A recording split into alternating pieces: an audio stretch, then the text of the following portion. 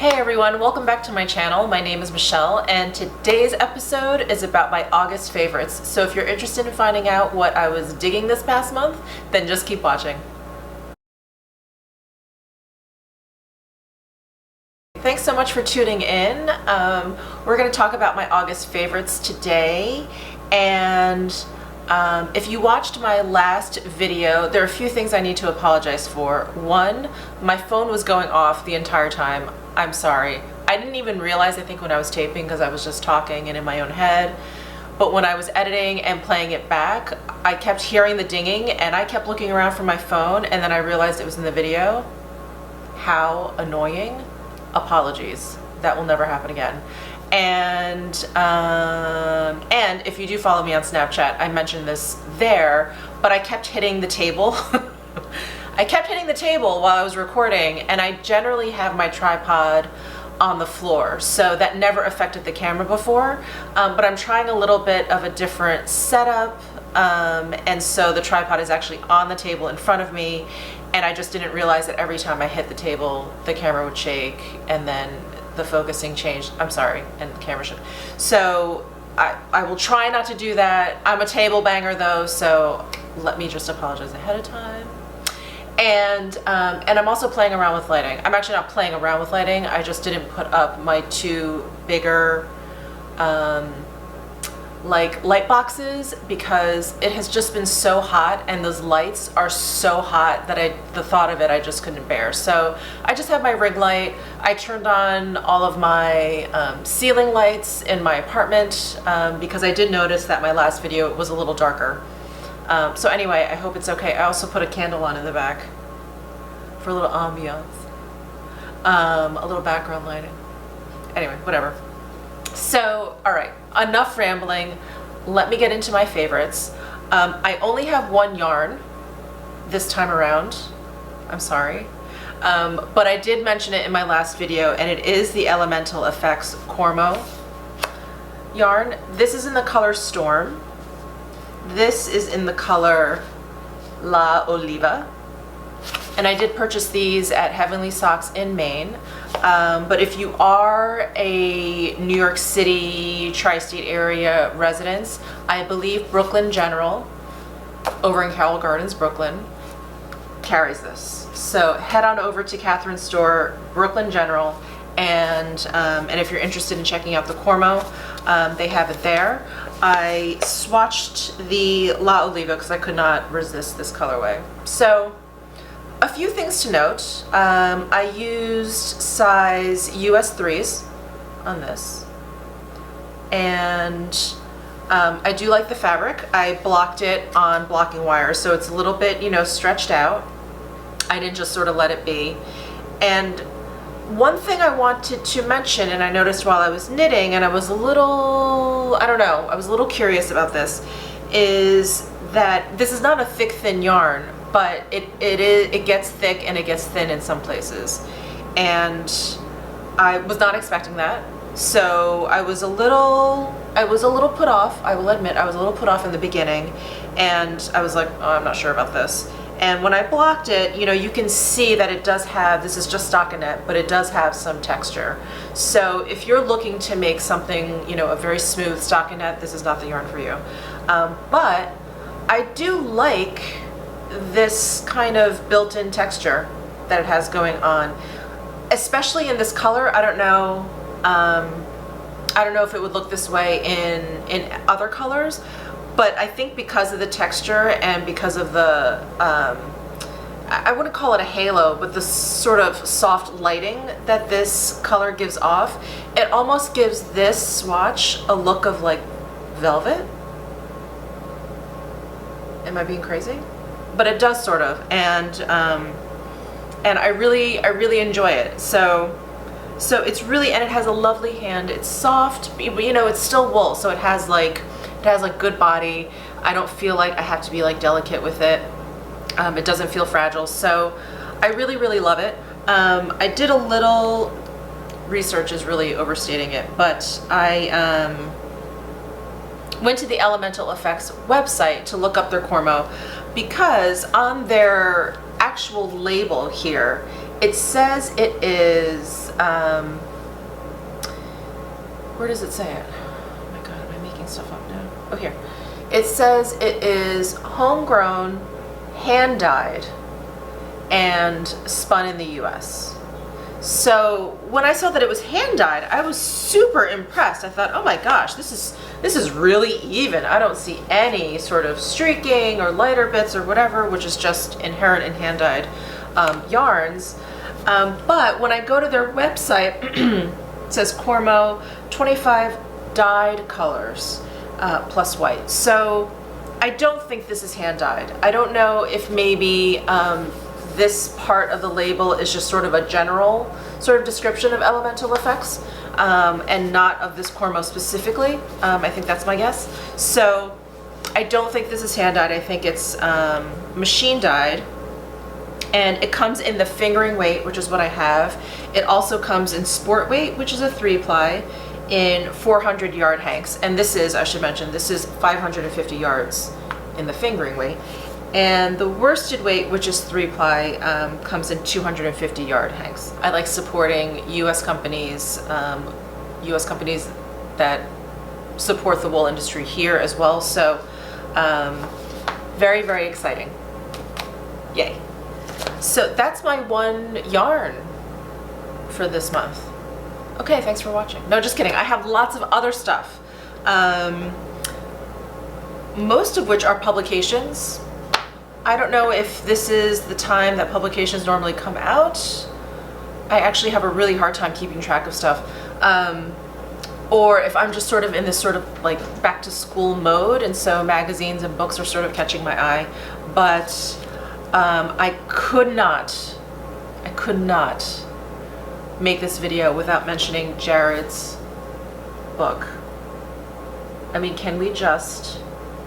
let's just take a moment. Let's just take a moment and bathe in the beauty. Just of the cover. Just of the cover. I went to Pearl Soho to pick this up, and they were like, what do you think? What are you gonna make? I was like, I don't know, I like the cover. I'm gonna swatch those two things. But in all honesty, my favorite, and this so isn't me, and I'll make it and probably never wear it, but I have to make this halo shawl. Yes. I mean, gorgeous. And I remember him showing me the little swatch. So he actually made like a little teeny tiny one,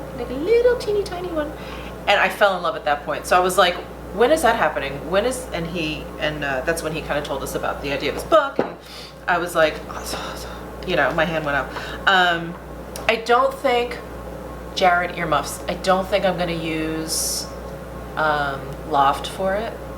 I think I'm gonna try and find something else. I have some Mayak 100%, is it cashmere? It could be her cashmere lace. Anyway, I got some of it. Or is it the yak? I think actually it's the cashmere lace. I may use that. It's gorgeous, absolutely gorgeous. But anyway, back to this book. It is stunning. I'm sure you guys have all seen the lookbook, so I won't bore you with too many things. Oh, but here's a closer-up picture of Halo. And some things that are just so, I think, a little bit different for Jared. Where is, like, this one, this red shift shawl? I mean, I think the construction and the colors and everything very him, because it's so well thought out. But I think the idea of like a triangular knit that way with the color work, I think is, and it's so geometric, I think is like kind of, not a departure for him, but a little bit different. And I think it's absolutely gorgeous. So let me know in the comments if you guys picked this up, if there's, you know, one pattern that stands out to you, what you think you're gonna make. Yeah, I'm digging this. I do also want to make the crosshatch scarf, which this is a swatch of. And if you guys did not realize, it is actually shelter and loft. So there's two weights in there. So not only are the two colors sort of giving it an interesting effect, but the two weights of the yarn are giving it an even deeper texture. So yeah, I'll probably use shelter and loft for that scarf, for that one. Yeah. So it's just an absolutely beautiful, beautiful book. And while I was standing at Pearl Sew, and that was their second delivery, so they already sold out. I believe Brooklyn Tweed may have even sold out of it, but I know they're definitely doing a second run. And a few people, while I was standing there, they were picking up the book, and they were like, I don't even know if I'm going to make anything. The book is just beautiful, and I have to have it. And it really is. It's inspirational. It's gorgeous. It's like, it is dear. It is dear, and it is charming, and I love it, and it feels good. It has a great weight. The best thing to happen in all of August, probably all of this year. Maybe. So anyway, Woolens, pick up your copy as soon as you can. The other publication I wanted to talk about is Vogue Knitting. Their fall 2016. First of all, they completely overhauled their look. So they're using font that is closer to the actual Vogue magazine, and the format here is a regular. I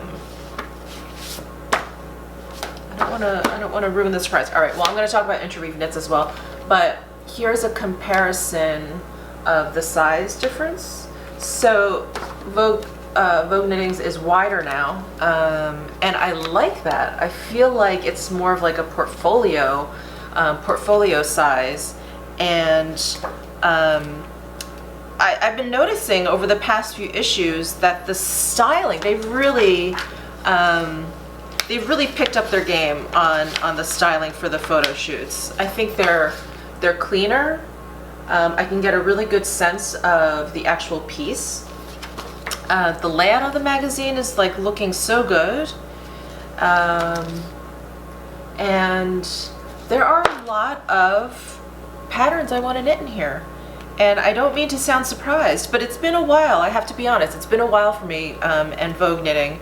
They're just, it's always been interesting to flip through and to look at what designers are coming up with, but this, I'm like, hello, this is great. Like, look at this men's sweater.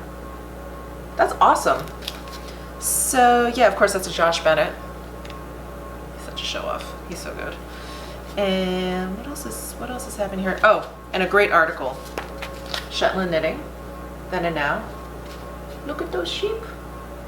Look at those sheep. So, loving this Vogue Knitting. Check that out. Interweave Knits. This is another one. Looking so good. It's looking really modern. It's so many really wearable, desirable knits in here. My friend Sarah, the one that I went up to Maine with, she has a design in here. It is called Botero. And I just think it's awesome because it's color work, which I always associate with something very traditional, maybe something that I don't see myself wearing every day, but this is color work that I see myself wearing every day. It's understated, it has a modern silhouette, and the neutral colors, while they may not, pop the actual pattern, I mean, it's visible, and I think it keeps it really, really modern. I love the cover piece by Hannah Baker, who is the editor-in-chief of Knit Scene, their other imprint. And yeah, and there's some good stuff in here. There's some good stuff in here. I have a cardigan in here. This is the Rodin cardigan. I designed this in Brooklyn Tweed Quarry. It's just an open cardigan. It's garter stitch, and it has like a cable and lace placket. I love working with Quarry. That yarn, talk about spongy and soft. Yeah, that's a good one. That is a good yarn. But anyway, I really, really enjoyed this one, this issue as well. And this issue is not new. I'm trying to think when I got it, but I just realized I hadn't mentioned Ply Magazine on any of my videos, and this is definitely my favorite spinning magazine. There aren't many out there, but this set the bar. This set the bar really, really high. So anyway, this is the summer 2016 issue. It is their bulky issue. Every one of their issues has a theme, which I really, really appreciate. And the editor-in-chief is JC Boggs. She has the best craftsy class on spinning. It's, I believe it's called Drafting, going from worsted to woolen. And if you're interested in learning how to do that, just watch that class. Just watch that class. She is an amazing teacher, obviously an amazing spinner, and it's awesome. It got me there. It got me to spinning woolen. But this I was particularly interested in because I tend to spin very fine, just naturally. I think every spinner sort of has like a weight that they spin most comfortably at naturally, and I spin probably, if I do a 3-ply out of what I spin, it's probably like a sport weight. So not super thin. I'm not like a cobweb lace spinner, but you know, once you kind of get into a groove and you spin at a certain weight for a while, it is really difficult to spin at a different weight. So I kept attempting to spin something bulkier. You know, I wanted to end up with a worsted weight or so on and so forth. And so this magazine, this particular issue came in really, really handy. So if you guys are spinners out there, I love the Ply magazines. Every issue is full of amazing information, you know, articles, but like information on techniques, and I always learn something out of these issues. The one before this, I believe, was cotton. Amazing, because I don't normally spin cotton, so that was like, wow, what is going on here? So yeah, I think this particular magazine is hard to find, at least in the New York City area. I don't know who carries it around here. Maybe Brooklyn General, I'm not sure. But I started ordering it online. So I just subscribed. If you go to plymagazine.com, again, everything in the description box, you can get a subscription or you can order copies, single copies there, and I believe the shipping is reasonable. So I highly, highly, highly recommend Ply Magazine. So yeah, what is left? So you know what's left? This is a little deviation from what I normally talk about, which is just yarn and fiber and stuff. But I like to throw in stuff like notebooks and fountain pens, and you guys have seen that. But you know what's funny is, and this is sort of the opposite, I think, of what normally should happen, but in the summertime, my hands and my feet get really, really dry versus the winter. And I think because in the winter, I always have socks on, I always have boots, I always have mittens on. And in the summer, I'm out. I'm wearing flip-flops, I'm wearing sandals, my hands are out constantly. And so they end up actually getting really, really dry. And as a knitter, I don't think there's anything worse than like dry hands with like little cuticles sticking out and your yarn catching on it. Nothing grosses me out more than when my yarn is caught on my like dry ass hand skin. So there are two things that I ran out and bought. This first thing I freaking love. This is from Lush. This is, can you see? Okay, but that's better. This is the salted coconut hand scrub. It smells so good, and it's a scrub. It's an exfoliant. It has little bits in it, so it's definitely not as rough as like a body exfoliant, which is like really, really rough, but it is rougher than a facial exfoliant, which is way too gentle for, at least for my hands. But it comes in this tub, and it smells, oh my god, it smells like coconut. It's clean. It smells like the beach, but it doesn't smell too heavy. It's just really, really nice. It has like a nice consistency. It's not too oily, but it's not too thick. I hate exfoliators that are too thick, and it takes too much to work around. This is great. I wash my hands first, and then I just put a little bit on the back of each hand, and then I just rub it in, rub it between my fingers. I really concentrate around the cuticles, and it's amazing. It's amazing, and it works really, really well. So yes, Lush coconut scrub. And the second hand care thing that I purchased, and I'm gonna flash some pictures up because I used it and I had to use it to show it to you guys, because it is the Sephora Argan hand mask. And I wasn't exactly sure, and this was part, you know, this, if you guys go to Sephora as much as I do, Sephora has like, they look like magazine racks of face masks, and this was tucked in there. So I thought, oh, a mask for your hands. So I didn't know if it was just like a super duper lotion or whatever. No, it's actually gloves. They're actually gloves, and you put them on, and it has like a little tab that you just sort of stick and close, and you put them on for, I think it says 15 minutes. Yes, leave them on for 15 minutes.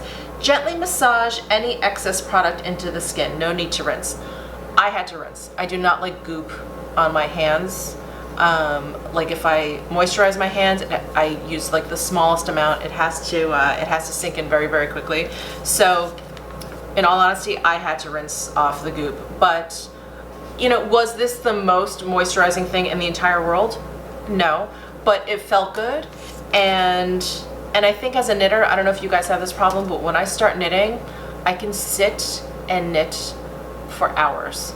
And so this was actually a nice break. I had this in front of me and I thought, let me take a break, let me stand up, let me stretch, let me put this hand mask on, and it was like a forced 15-minute break. So I really enjoyed it. I just think it's fun, and it did feel good. My hands were definitely moisturized. And anyway, so if you're into stuff like this, which I am, I highly recommend this for the experience, definitely.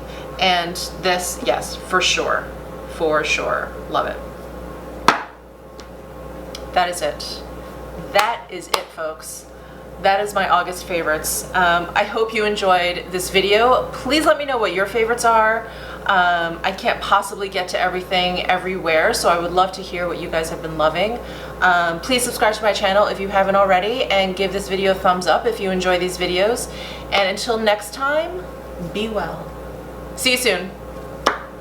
Hey!